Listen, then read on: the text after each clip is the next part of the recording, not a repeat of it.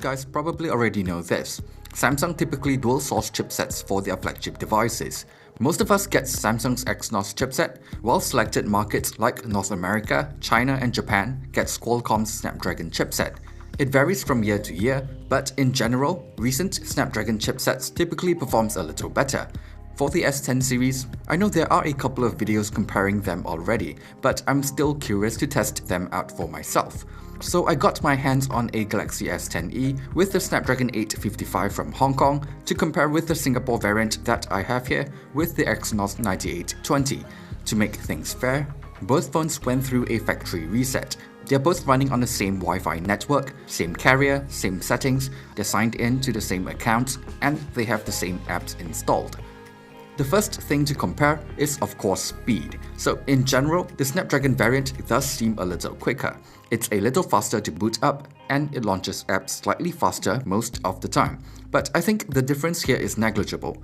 A split second here and there isn't a big deal to me. To me, the bigger differences here are the thermal and battery performance. This is where the Snapdragon 855 pulls ahead. While using the Snapdragon variant as my main phone, I noticed that it didn't get as warm as the EXYNOS variant while gaming, and I'm seeing around 30 to 45 minutes more screen on time on average.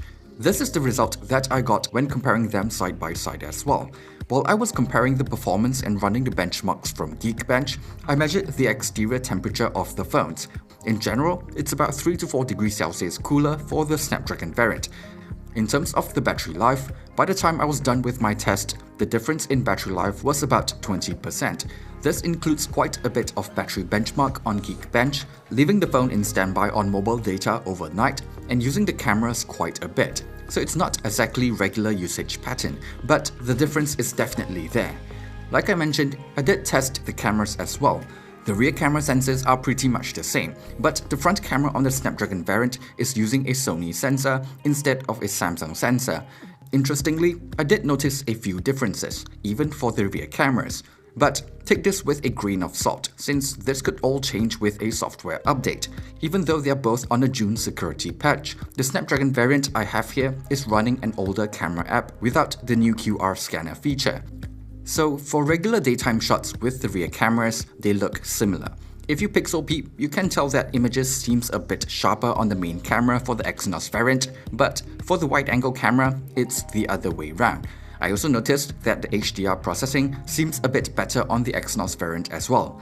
At night, the main camera on the EXYNOS variant seems to produce sharper images with more details at the expense of a bit more grain and noise. It's also a more contrasty look compared to the Snapdragon variant, which seems to lift the shadows a little bit more, producing a flatter look. For the wide-angle camera, the ability to capture a sharper image on the Snapdragon variant becomes even more apparent.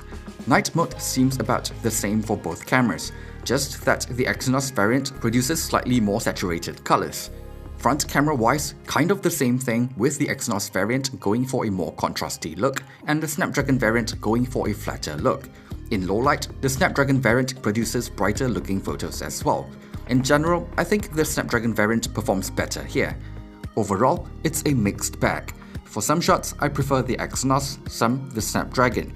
They're both good enough for my needs, and I'm okay with either of them. So in the end, the Snapdragon variant does provide a noticeably better experience, especially in terms of thermal and battery performance. And it supports FM radio as well, which is kinda nice. However, I still wouldn't recommend getting it because it is quite a lot more expensive and there isn't any local warranty, which is a shame because I think the S10e with Snapdragon 855 is the best compact phone that money can buy right now.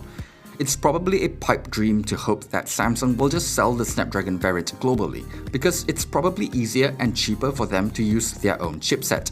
So the only thing I can realistically hope for is for them to make better chipsets so that consumers don't have to feel like they are being shortchanged in the future.